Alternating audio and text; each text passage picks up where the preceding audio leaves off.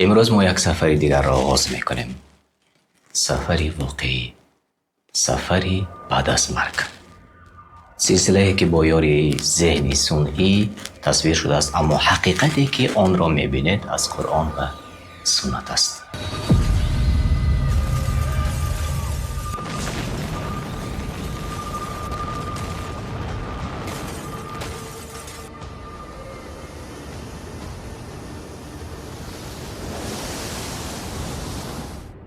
زندگی در قبر. Get me out of here! من ربک. پروردگار تو کیست؟ Get me out of روز here! قیامت،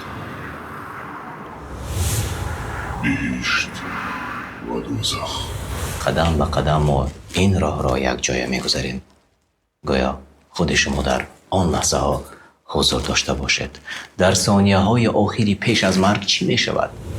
در قبر تو را چی انتظار است؟ پس از مرگ سفری ابدی آغاز می یابد و همه جواب ها در همین قصه هستند. اگر آماده باشی بیا آغاز کنیم.